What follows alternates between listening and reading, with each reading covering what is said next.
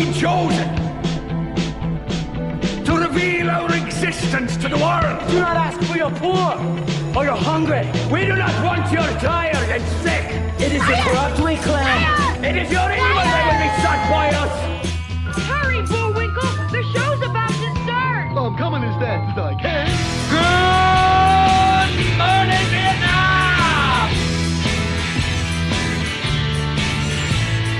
Welcome to the edge of the falls. You people have been chosen to reveal our existence to the world. I'm the Madman, a.k.a. Brett Byro, and I'm joined by Peter Green, known as the Mystic, and together we are the Edge of the Falls. You know what? We are. What are we? We are two guys who, in the past few months, have talked about Sexual fucking predators, absolutely crime in Niagara Falls, lying city council members, absentee mayors, the coronavirus with a local survivor and a New York City nurse. Hey, nobody else has that. Nope, that's for damn sure. And- We hang on. Our arm reaches pretty far. It really does, yeah. And so do our legs. And House City Council used a virus to thwart our tailgating parties. Yep. And why Trump is such a great president. True, and also why Trump is not. Oh, shut up, Peter. All right, so we have 8 Republican legislators who voted to hire a felon as our county PIO. Oh, that's good. And we've talked about firemen, policemen, and DPW unions. And we talked about how they're draining the city. Good point. And we're wondering, is this doing any good? Are we not the first one? Because we're not the first ones to think that people who try to make a difference are overwhelmed and give up here. You know, some of you people may think that, we're negative all the time. Unfortunately, if you look around, the Niagara Falls area and see what we're surrounded with, where else do we have to turn? I know that's not a great answer and what everybody wants to hear, Mystic, but unfortunately, when you're surrounded by birds of a feather, what do? You act like that bird. Or flip them the bird, what can I say? Yeah. I see that, we have some. I want to give a special shout out to my pal Laura Fentrazzo and a big, huge fuck cancer for her. Yeah, she's going through a rough time. We're with you in prayer, lady. Yep. And, let's see who else we got here. The normals are on here. Oh, look, Peter Green's watching. Am I? Aaron Adamek, Wow. Chris Fortin, Fred, Kenny Tompkins is on. Joanne. Hey. Ryan Joanne. Shut up, Joanne. Oh my gosh, we got we got a good showing. So you guys know tonight we're going to be talking to Frank Croysdale. Maybe a little bit of Destiny, the coronavirus survivor. Maybe a little bit of Ricky. Is this great? And we're going to see what we have going on new. I don't know if you guys, how do you feeling about this coronavirus? You guys, chime in, send us a message on here, call. I think it's being proven daily now that the numbers are inflated. That me and the Mystic were just talking about this. Yeah. You remember that Trump balloon I was sending to everybody? So you guys, I got kicked off of Facebook for 3 months because I sent out that Trump balloon and it was a balloon. It said, "Oh, you hate Trump? Here's a balloon." And when they start blowing it up, it was his wiener, of course. A little scary, but definitely funny. I don't know why they kick you off for 3 months. Oh yeah, I would have given you maybe an hour. bastards. Probably the damn Democrats. Hey, Chris Fortin's right. We need to keep talking about local issues because that's the only way we're going to hold those in power accountable. Ain't that the truth? Yep. I see. I don't know. My feelings on this. Obviously, since day one, I believe that we weren't being fed the truth. So I think now maybe more people's eyes are opening, and when you go on and there's no disputing now that the hospitals are getting more money. For treating COVID patients, for treating uninsured COVID patients, it's no wonder that the hospitals are overwhelmed in New York City. What do you think he's doing? He's trying to get a bailout. Come on, guys. I saw it today. You and I were looking at the same information that I mean, they get, what is it, $13,000 more for a COVID patient. Yep. They get all the bills covered if they're an uninsured patient. Not only that, but they were talking about, let's say someone gets admitted to the hospital with COVID symptoms or other symptoms, and they Pardon me. they are classifying everybody as right now. COVID. Yeah. There's no pneumonia. There's no flu. There's no heart attacks. I've seen a big, long article on Facebook saying someone had a heart attack. They went to the hospital, and it was a well-respected friend of mine. And their one of their loved ones went in the hospital with a heart attack, didn't die, and they still put it down as COVID. They still put it down, Yeah, bring out the there dead. goes. There goes listen, the COVID van now. Listen, and it's not that I'm saying, let's just keep running this down. Obviously, something's going on, but now that everybody is using this to their benefit over and over and over again, and this just keeps happening. Ain't that the truth, though? Yeah, you know what? It's not even almost that. I'm tired of watching people go around, looking at you with dirty looks if you don't wear a mask, and single people riding around in their cars with their masks on.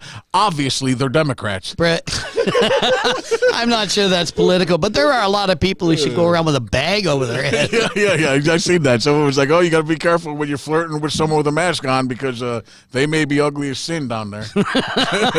Ain't that the truth? All right, so it's Monday night. We're back on the air, and Donna Ryan says all about the money now, and it certainly is. We got great comments coming in. We don't have our intern tonight.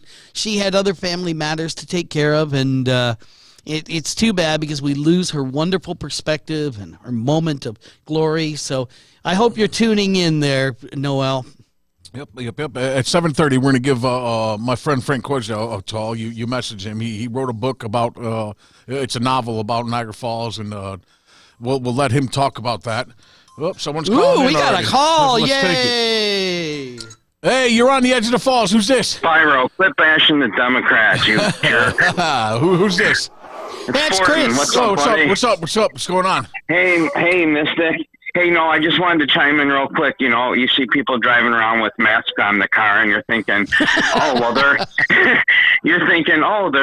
the hell's wrong with them, right? They're in their car, so they're already social distance, right? Yeah, that or they're by themselves, and they're wearing a mask in their car. Come on. No, but seriously, listen. So you guys know what I do for work.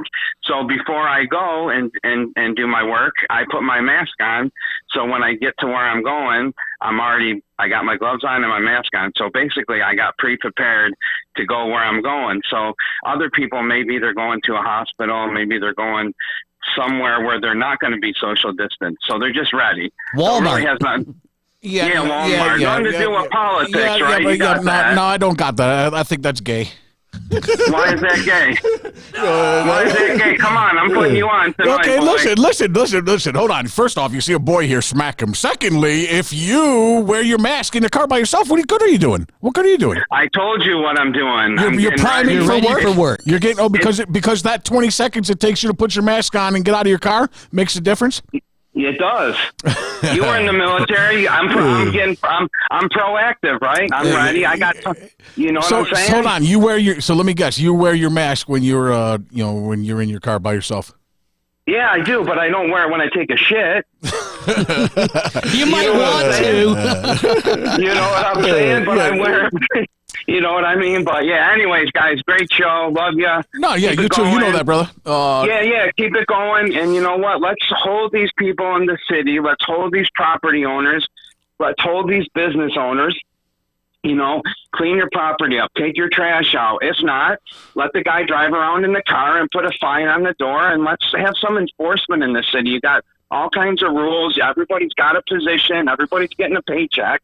Let's have those people work, do what they're supposed to do. Housing inspector, property guy, Zoom team, whatever you got. All the councilmen, Kenny Tompkins, Bill Kennedy, come on, we're all talking. Let's all get out there and let's show what we're about. We need to clean the city. We need to, get the graffiti off. Like you go to downtown Niagara Falls, you see a little mist. Takes you me see more hours to put graffiti- that graffiti up, dude. Yeah, you see more graffiti than you see mist and birds nowadays, you know? Yep. So Unfortunately, Chris, it's going to take that's a great start to start cleaning up, but we need to clean up some people. Yeah, amen. really. Yep. You guys do what you do, man. All right, Thank let's you hear so it for much. All right, Chris brother. from- Cheers. All We'll right, talk to you Chris, soon. great Cheers. call. Great call. Thank you. I can't wait till we have a studio audience back in. Can you? Sorry, I was picking my nose on camera. Oh, good. Okay, here, let me put it over on me. No, I really wasn't. Oh, darn, I was trying. So, yeah, it's a great day here, and we, Yeah, Paul, you got a good point. People that wear their mask over their chin. I got my mask on. But it's covering their chin. well, at least they can smell us. I don't know. Well, what do you say? You want to take a quick break and show one of our... Sure. Yeah, Sure. let's see what happened with the city's new PO officer. Let me add okay? some more people. You got it. Hey, stand by. And now, an important message from the city of Niagara Falls. Greetings, fellow citizens. This is your weekly update from me, your PO officer. That's pissed off officer, if you care to know. Just an update. First, Mayor Restaino finally ventured outside of his office this week. Here you see him on an abandoned street where none of the lowlife and riffraff, normally he calls citizens, would bother him while he is doing his impression of caring about the city. Okay, there's a few good ones. They're not all riffraff. And here we see him at the microphone at an unveiling of a testing site for COVID-19. The organizers were shocked to find the mayor in attendance, having already set the mic up for Council Chairman Chris Vacchio.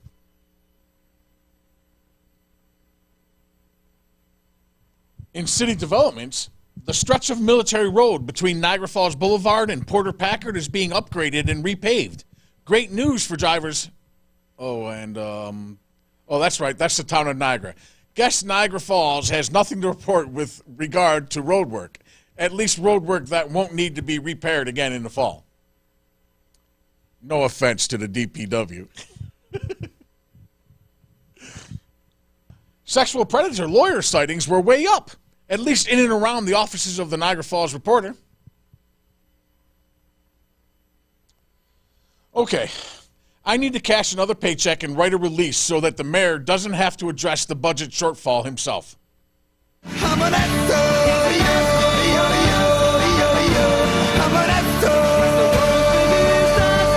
I, for one, am absolutely thrilled that we have a new PO officer. Yeah. I'm sure was there's a lot of great. people out there that ain't too thrilled. But I saw a lot of likes coming up on that too. Hey, that's a lot of fun. I think it's a position that's well deserved. I'm glad you're doing it, man. Heather, Jimmy Vigu, what's up? How are you guys? I see you. So yes, the Belden Center is represented. Well, that's good. Yeah. So now, if you miss Noelle, hit the little crying emoticon. Let us know you miss our intern. And when she sees it, she'll feel really guilty, I know. But hit that crying emoticon for her. And hopefully you did enjoy the Madman's presentation there. That was a good one. You know what? Let's do word of the day. Word of the day. Yeah. Oh, that's fun, isn't it? I always learn from that, don't you? You know what? It's funny. If people are paying attention, they're learning not only some great words, but Yeah. they're learning about a certain sexual predator in the area. Yeah, that comes up a lot in the use of the word. I'm glad, because that makes it a double-edged sword, so to speak. You get a great literacy moment, and then you get, you learn about a predator. So here we go. Word of the day, ladies and gentlemen. And now, word of the day from the edge of the falls. Today's word is iceberg. Iceberg. Now, the madman will use it in a sentence. Iceberg. The fucking text messages that the sexual predator lawyer sent are just the tip of the iceberg. Iceberg. Join us again on our next episode for Word of the Day. All right, so word of the day. What do you guys think? Tell me. Unfortunately, Chris, I see you love the word of the day. I love the word of the day. We're surrounded by not only phonies everywhere in every position. Everywhere in Niagara Falls. Even lawyers, the ones that are supposed to be educated. We were just talking about that. Just because you are a lawyer or you have a degree does not mean that person is more educated or reputable or a better person, right, than anybody else. Welcome to Niagara Falls. Well, that really is sad, because we've met women who have been abused by this individual. So numerous. Yep. And so we keep it out there. We're going to keep the pressure on, and I think it'll all be fun in the end. But word of the day, that's a good thing. And we've got a lot of other things coming up that we can enjoy. One thing I was going to say that I'd like to just mention is the other day I was told by somebody that the technology we're able to put on here is pretty good. We're lucky. We use good software. We have good equipment and an excellent studio. And all of this, when a certain broadcaster said a couple of months ago, when we said we had a cutting-edge studio in the NAC, he mocked the NAC. Now, we mock it because they've got, it's balls hot when the heat's on. They turn it off when it's cold. But really, what you're seeing here was being mocked by someone who plays with the shadows in the background. It hasn't been on since the coronavirus thing started. So, you know what? You can't knock the NAC. We've got a great facility here. Our facility. Outside of it, well, it gets a little scary. A lot of homeless people. Aren't they workers? Funny. That's what you told me. Yeah. So, but we've got this studio and we keep it going, and we like the technology. We like the idea we can do skits and commercials and have fun at doing this, as well as hopefully getting the word out and getting a lot of public attention on things. Noelle, how the hell is are she you? there? Yeah. Yay! Okay, folks, so we miss her. Well, I don't miss her so much. Jim Barry, what's up, brother? Where you been? No, I'm just kidding, Noel. Not since we took the sight off your gun. Let's call Frank Croasdale. Well, yeah, it's a few minutes earlier, but that's perfect. You give him a call, and I'll get some things lined up for him and give a little bit of background that he can introduce himself as well. Of course, Frank is an accomplished writer, well known in our community, works in the tourism industry. I've known him for years, and you've known him for a lot longer, and just a good guy. And very intelligent, very insightful, and probably going to be a great interview. And we're just going to line up our... Please stop that. Okay, I will. Sorry. That was the sound of someone talking to a predator lawyer. Anyway, so I can hear it being...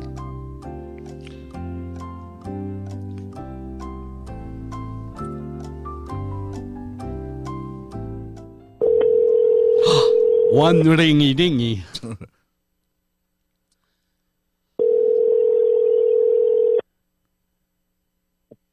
Brett, what's happening? Hello, Frank Croasdale. How the hell are you? You're on the edge of the falls. Say hi. We got a few people here. Are you watching live? Yeah, well, we've headed on downstairs. I'm going to try to get to a quiet area here to talk to you. But yeah, that's all right. Hello, You don't have to watch hello, now. Peter, who else you got over there? Just us, Yeah, Frank. just us right now. We're still practicing our nobody can be open because of the coronavirus. Yes, very, very, very, very important. It's our social disgusting. Yes. to abide. Yeah, you know me, Frank. I'm always a law-abiding citizen. Yeah, sure. We just won't say citizen of what country. All right, so first thing we're going to talk about is how excited are you for this upcoming season? If it, well, I'm sure that they're going to play. I'm sure. But for the Buffalo Bills, brother. Well, listen, wouldn't it be the billsiest thing in the world to finally have a team that looks like it could be a real contender and then have them not play the season? Yeah, how funny would that be, Frank? That's knock on wood. I mean, that is the epitome of Billsy. But from everything that I've read, the NFL is going to get a full season in. Might not be with fans to begin, but I think as a Bills fan, people should be excited. Oh, without a doubt. The defense was great last year. They didn't lose much off of it. They added some really key pieces. And then, the biggest thing they needed was a wide receiver. And I think it was brilliant to get Stephon Diggs, not only because he's as good as he is, but I think in a year like this where you'll have a truncated training camp, to bring a guy in that already is an NFL player, doesn't have to learn, the nuances of the league.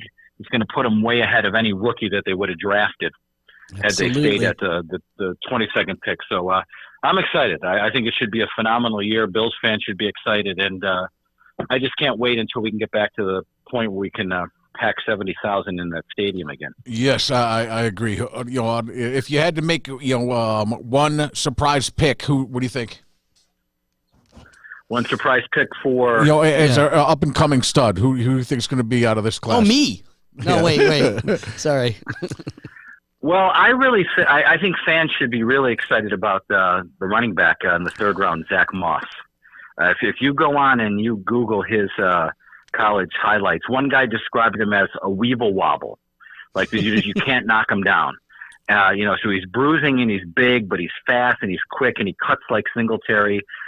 So I would expect that's going to be a pretty formidable running back tandem with both of those guys this year. I can't wait. I'm so excited. Me and the boy are even going to get season tickets, and I think I told you that. In the end zone, he was saying, "Oh, let's get tickets by Frank." Yeah, Frank will love that. It is the place to be. Again, I just I hope that we get some games in this year that fans will actually be in the stands. Right. Yep. I agree. Okay. Listen, what is the fear of that whole thing? Have you seen how much alcohol gets served in a Buffalo Bills game? I mean, seriously, no one's going to get infected. Well, we'll see, Peter.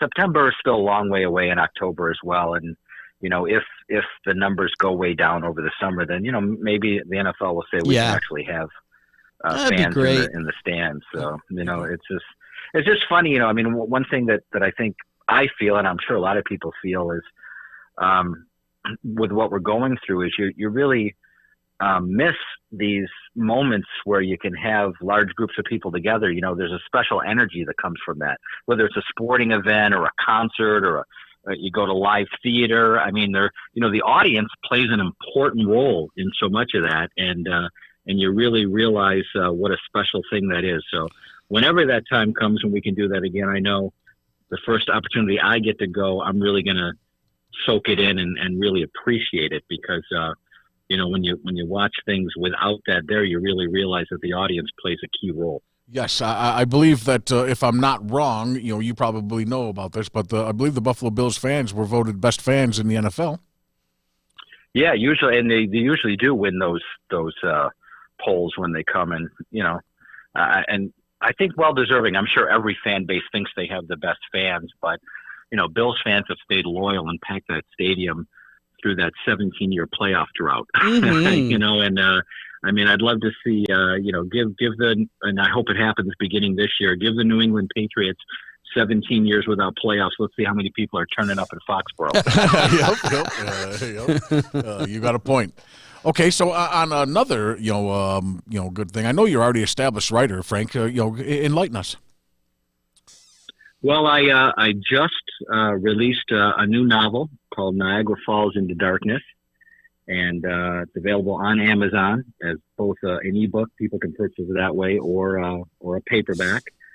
And the book, I'll give you a little thumbnail sketch of it, because it should resonate with people of the Falls on both sides. The book revolves around a serial killer who is murdering people on both sides of the border, Niagara Falls, New York, and Niagara Falls, Ontario. And the tandem of people that are sort of on his tail and trying to figure out who he is and get him brought to justice is a newspaper editor for a weekly tabloid-style newspaper in Niagara Falls, New York, and a police detective, a female police detective. And I hope, when I sat down to write the book and fleshed it all out and really got into it, I was hoping to accomplish three things. Hopefully I've done it. The first and foremost was I wanted a crime thriller, page-turning story that anyone would enjoy, whether they've ever been in Niagara Falls or not. I wanted to make sure that if you knew nothing about the Falls, that wouldn't hamper your ability to enjoy the book. And if you read like James Patterson stuff, a lot of a lot of his stuff is set like in the Washington, D.C. and Northern Virginia area. And you don't have to have been there or be from there to appreciate the story. It's just the background color that it provides. The second thing that I wanted to accomplish was I was hoping that local readers would sort of find it filled with Easter eggs. You know, I mean, in all the many novels I've written, there hasn't been any that I've ever written that have been set here in Niagara. And so, you know, I wanted local people to, there's different chapters in the book where the character mentions Viola Subs or Johnny Ryan Pop or Sammy's Pizza, Beef on Weck, things like that come up. And then different locales that happen. There's major scenes that happen, at Hyde Park and up in the Skyline Tower and in Niagara on the Lake and, at the Niagara Falls Library. And so I wanted people to be able to read that and say, wow, I can envision that. I've been to these places and I know what they are. And then the third thing was the villain of my story is a guy who calls himself Law. And he's not only going around killing people, but he's got a purpose in his mind, which is he believes that the falls themselves have not been respected through both over-tourism in his mind and through the factories that have polluted the area with their chemicals. And so he's got an axe to grind on both of those fronts, and he, puts that story and message out there. So I wanted to, have a bigger reason behind the villain other than he's just unhinged. I love the idea. Hopefully I've succeeded on those three fronts. And, so far the feedback on the book has been terrific, and I'm very thankful and happy for that.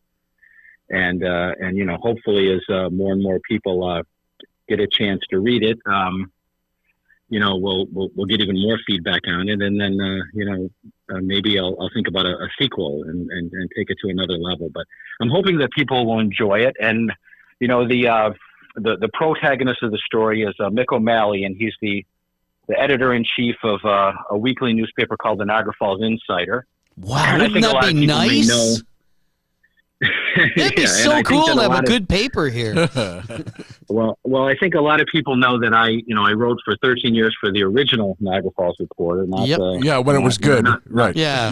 Well, not the current configuration, and just a little one of those Easter egg things. I didn't base any of the characters specifically on specific people or anything, but obviously you draw from things in your own life. But a little Easter egg thing is that when I was one of the founding members of the original Reporter, and when we're coming up with a name for the paper, the late Mike Hudson, wanted the Niagara Falls Reporter along with Bruce Battaglia, and that's what it became. But Mike's then girlfriend, she later became his wife, Rebecca Day was her name at the time. She became Rebecca Hudson. She wanted and fought hard for the name the Niagara Falls Insider. So even though that paper didn't end up getting that name now has become the name of the paper in the novel Niagara Falls Into Darkness. So I was kind of glad to be able to grant that for Rebecca. That's cool. Late, but better late than never, right? But what a nice way to sort of enshrine it for her. That's excellent. Now, I'm running a crawl on this screen for you, Frank. It says that you're available on Amazon.com. We're accurate with that, right? Yeah, Amazon.com. If people go to Amazon.com, all they have to do is type in the search bar Niagara Falls Into Darkness. Mm-hmm. I did that and found the listing for it. Looks good. Yeah, the listing will come up, and then again, there's options for both the paperback copy and for the ebook copy. And I've been telling everybody with the paperback copy, obviously, with what's happening right now, I can't do any kind of book signings. But if local people get their hands on a paper book, they can reach out to me, and I'll figure out a way to somehow sign it for them. So, we'll get you a 12-foot pen, okay? Yeah, a 12-foot pen would be wonderful, and we can do that. I have to ask you a question, Frank. In all the years I've known you, are you still rocking the ties? Yeah, I'm still rocking the ties. In fact, while this pandemic's been going on, and like a lot of people, I've been furloughed during the pandemic. I work in tourism, and it's not happening right now with all the attractions closed down. But I done a thing on Facebook in the years 2014 to 2016, where every day when I went to work, I wore a different tie. Yeah, I And have a picture of you in one of those here.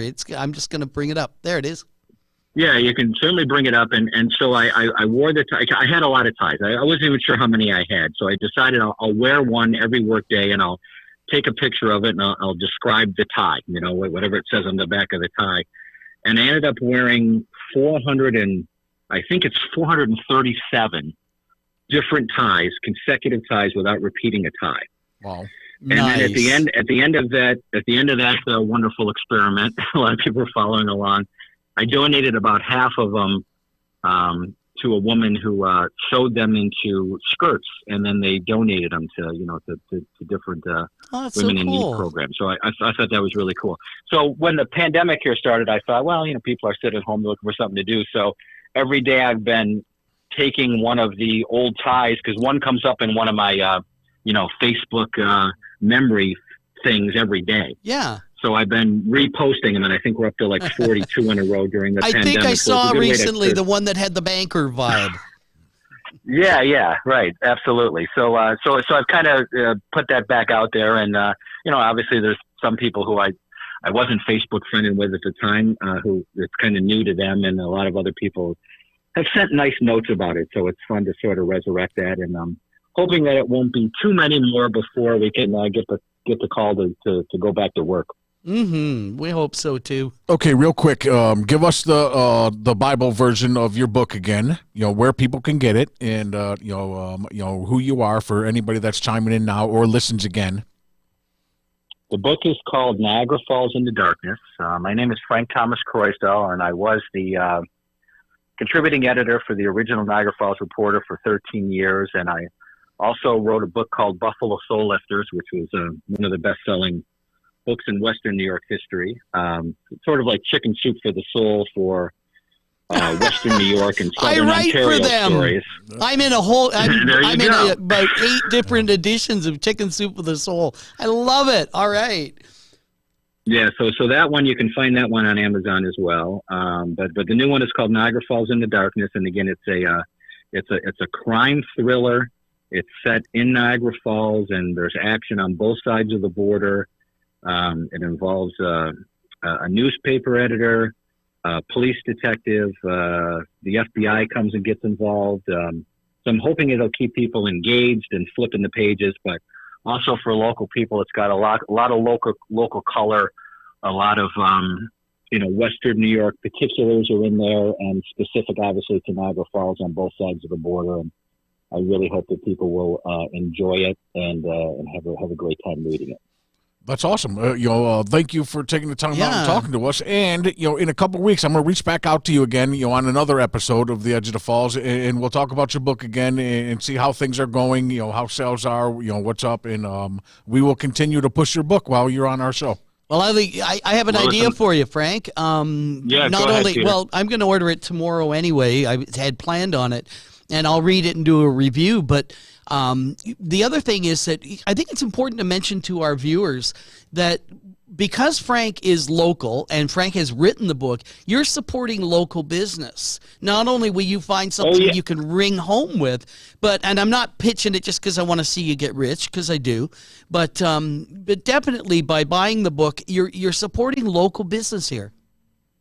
Yeah, you are, and I'm glad you mentioned that, Peter, because I completely forgot to also mention that I made a conscious decision to put it out, while the pandemic was going on. I was going to wait, and we were going to launch it, during the Christmas season, which is the traditional time to launch books.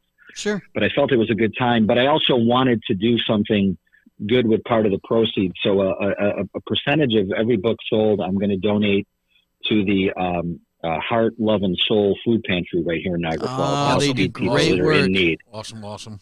And through Niagara Rises, which Brett's been involved with, we've worked with them over the years, and they're great people. So definitely that's just another thing that people can feel good about if they purchase the book. That a percentage of it's going to help feed people right here in our community. Well, I'm going to drop a name on you, Frank. Georgia Brannon. Remember Georgia?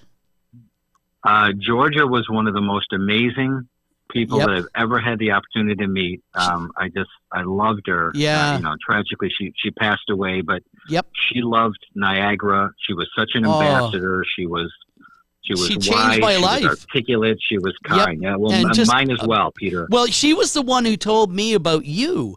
And when we first met, we met through her. And I was Right. just thinking when I saw that you'd written the book, and I remember your first book, and I was thinking, Georgia would have loved to have read that and seen that. So good work. Yeah, no, I appreciate that greatly. And Georgia made an impact on a lot of people's lives, and certainly mine. I mean, there's a part of her that still lives in me, and I'm a better man for having known that woman. And That's good to hear. Yeah, so yeah, I know. I appreciate you bringing her up because she was one in a million. She really was. Good for Niagara too. So thankfully we have people like her, and we look forward to having you on the show sometime with us. Come on into the studio. It sounds like a plan. I would love to do that. And again, fingers crossed that we can get past this pandemic and start to open things back up again. And I know that there's millions of people from around the world that want to come see these beautiful waterfalls that we're blessed to have here. So fingers crossed that can happen this summer. So thank you for having me on, gentlemen. Always a pleasure, brother. You know that, Frank. So Yeah. both of my kids love you. So you're an awesome dude, and we will be talking to you again. You're one of the best things about Niagara, Frank. Keep up the good work. Well, thank you so much, gentlemen, and I'll talk to you both soon. All right, cheers, brother. Take care. Take care now. Bye-bye. All right, bye. That was so much fun. That was cool. Yep, Frank Croisdale. Not only everything that he does somehow centers around Niagara Rises.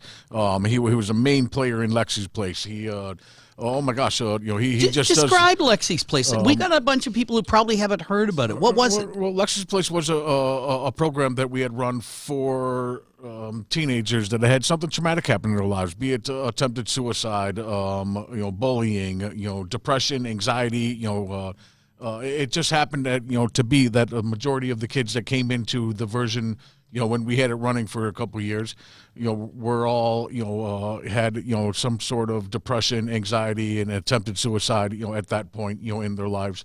And I can say that we saved so many kids, so many, between Frank, between Chris Neville, you see I'm having a brain fart. Who was just on our show making the mask? Damn it, Janine Yes. Burke, Yes. Calhoun, and so many. There was other, Becky Marchetti was involved. So many people were involved in Lexi's Place at that time, and so many great kids, who I'm sure, at some point, we touched their lives, even me. Well, I think it had a lot of effect on you as well, even though you were one of the proponents of it. That was pretty cool. Yeah, so we'll see what happens. If there's anything that's there's something that's needed in Niagara Falls, for teens. There's just really nothing here. If you look around Niagara Falls, unfortunately, all you hear about is glorifying drugs, sex, gangs. There's nothing that is leading our youth to be a better youth. Well, do you think that there's a chance we could have something like that again? You know what? There was obviously extenuating circumstances on why I started Lexi's Place. I started with Ann Skinner, who Ann Hannah House. A lot of you guys have already known her. She does a lot of great things in Niagara Falls, also through Hannah House, of giving out food, diapers, and stuff like that to people. Her, Joanne Lorenzo, with the Magdalene Project, right. There's a lot of good organizations out here in Niagara Falls. Unfortunately, there's not lots of good people that to jump on the bandwagon, if you know what I mean. Yeah. Actually, that's well put, because we really are into. I found a graphic here. I just wanted to put up. I'm kind of stalling here, but I find that when something like this happens, this is from the Gazette back in 2014, and I think that's your son, isn't it? That's with my the son. backwards Yeah, cap. that's Lexi in the background, and Mika, and I can't make out who the other girl is. I think that is I don't know. But they were, from what I saw, from the photos that you published, etc. I saw a lot of things that had gone on there that were just excellent representations of how active our kids can be if we give them a chance to work with each other. People came out, of the woodwork to try and help, these kids. So they just to make them feel a little bit better. It started out to be, we were going to put together, something just to make them feel better, about themselves. So we thought, we'll put together little packages, to give them, of hygiene shit and stuff like that, and it turned into just a whole nother thing. So as soon as I put a post out saying, hey, we're going to start a program, for teens who have had something traumatic happen in their lives. No lie, within 2 days, the first 11 calls we got were from parents saying, hey, my teenager tried to commit suicide. 11 in a row in Niagara Falls. Wow. Yeah. I had to laugh because I love the way you illustrate things like hygiene shit. That was so cool. But I'm not mocking you. You did great work right here, with this. Michelle DeLuca, she said, oh my gosh, Brett Byro, in her article is so brash, the way I talked to the kids was, they didn't want to come. First off, we didn't let parents come in, so no parents were allowed. So the parents were dropping their kids off, leaving them with me. And, with you? Yeah, listen, oh my Lord! Listen. Not only with me, but we had a couple of LCSWs who volunteered their time to come in and talk to people, and then we had the Kellers, John and Kathy Keller, who he was the former chief of police, and there's some great people in and around our area that will reach out to help. I told you about Janine driving from Pennsylvania, every week to come meet with these kids. So anyways, where I was going with that was, it was funny how we let them be them. The only thing we didn't let them do was smoke. I don't know why, I was just dead set against them, because they all were younger. I just didn't want them smoking, and I smoked, it was against my rules. But they could swear, they could do whatever they want, and of course they loved it. Oh my gosh, Brett is fucking awesome. He's, and then once, the therapist or whatever started talking, then they were like, now listen, Brett says the F word. You guys cannot say the F word all the time. You're young. And then Lexi would show her tattoos, or, and they're like, oh my gosh, she's 14 and she's got tattoos. That bad dad. You paid for them, damn it. No, but the reason I bring that up is something we said right at the beginning of the show, which is sometimes you feel like you're trying to make a difference in this city, and you wonder if it's really helping. But I've known you for 4,000 years now. Now, about the last 4 years, we've worked very closely together in a lot of things. We've written a musical together. We work on the studio. We do the programming, and you have a heart to do stuff like this for the community. You were the guy. You were the proponent behind the hot dog thing that we gave away here. And I know that your heart is to really reach out to this city and do things that make a difference. And I think I can see when you can get burned out from doing that. I remember you did a truckload of stuff for Texas, and you were at the point where you had to get down there, and you wanted to drive the truck yourself down there. You know what? Things happen. Everything happens for a reason. And you know what? I go through my spurts just like everybody else does, where I want to help, and then I'm like, fuck it. I give up. Everybody's a cocksucker around here. Excuse my language, but you know what I mean. I'm staying out of that one. All right, what do you say? Let's call it a night. Well, hang on. Let's listen and hear if we can. If the Democrats are acting up. Yep, they're on the ball tonight. Yeah. Okay. Well, I was just I was stalling a little bit because we always get a last minute call. But no, I just I think it's been a fun night. We'll be back on Wednesday night at 7. I see you loving all that. It runs. You make everybody think I'm a good guy. What the hell? Oh no! Don't do that. Yeah. You're ruining my bad reputation. Come on, guys. All right, so we're out of here. Happy night to everybody. Yeah. Laura, coffee on the deck tomorrow. I'll call you. All right. So, all right, we're closing out. We're gonna play our old ending, and we're on the way. You guys, we'll see you Wednesday. 7:00.